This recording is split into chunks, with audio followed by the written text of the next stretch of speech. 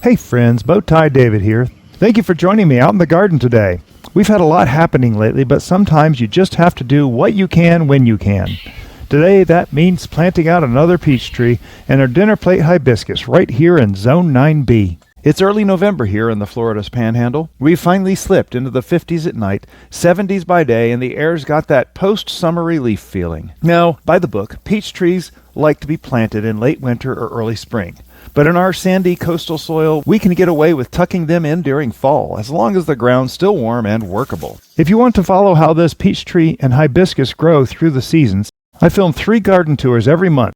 Front and side garden, outer beds, and the raised beds. So there's always something blooming, sprouting, or misbehaving. Before planting, I had to deal with this ocean of Bidens Alba. Some folks call it shepherd's needles or beggar's ticks. But around here, it's a pollinator paradise. I've let it grow wild for a while. And here's the funny part. It's been doing me a favor. Because these plants grew thick, nothing else could come up underneath them.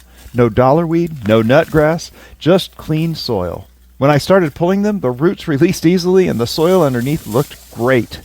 It turns out this wild patch was working as a living barrier, shading the ground and saving me from a bigger mess later. Sometimes the things we think are problems are just helpers in disguise. This patch looked unruly, but it was quietly keeping order under the surface. The first half of this area was covered by an old tarp, and the other half by Bidens Alba. Between the two, pulling up the old weed barrier underneath was easier than it's ever been. It peeled back clean, like it finally gave up holding its secrets. Aye, the treasure lies beneath, matey. Rich, dark soil, free of plastic chains. And then, while I was pulling up more Bidens, I found this little garden surprise, a box turtle tucked right in the middle of the patch. He was a bit startled by my excavation project, so I gently relocated him to the meadow space back near where the bee box used to sit. The bee box isn't there right now, but it'll be returning in the spring. And something about that feels right. One creature heading off to a safer home, another home waiting to be rebuilt. The garden always gives us new beginnings.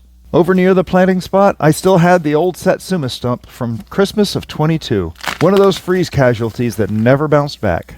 Every garden has them, silent reminders that success and failure live side by side.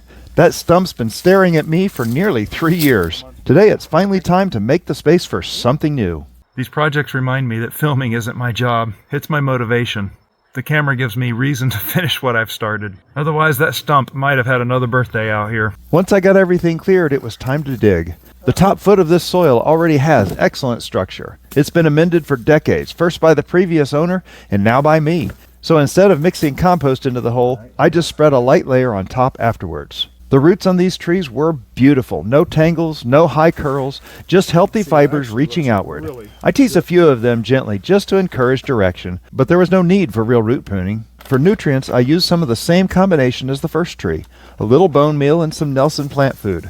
A quick shout out over to Destin at Texas Garden Guy. He's the one who convinced me to give it a try. I'll tell you what, he's a good salesman because I'm fully on board now.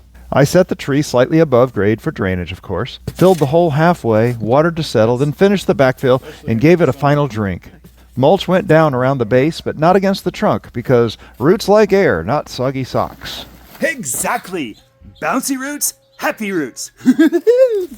Now, for the flash of color, the dinner plate hibiscus. These are the showboat of the garden. This one's a hardy variety, so it'll handle our mild winters just fine. I planted it at the same depth it sat in the pot, gave it a deep soak, and tucked it in with mulch. When it dies back in winter, don't worry, that's just intermission. By spring, it'll send up new stems like nothing ever happened. If you've ever written off a plant as gone, only to see it rise again months later, welcome to the club.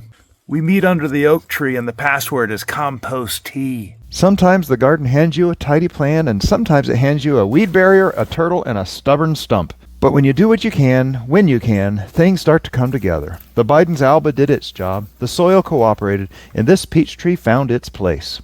The important thing is to show up, even when conditions aren't perfect.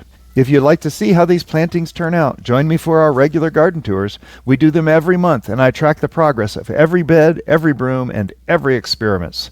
Successes, failures, and a few uninvited guests along the way. Every day in the garden is a lesson in grace. Some days you dig deep. Some days you just look around and realize you've already done enough. Whether it's a turtle, a weed, or a root you didn't expect, there's always something worth learning. If this moment encouraged you or gave you an idea for your own space, drop a comment or hit subscribe. It helps this little corner of the world grow.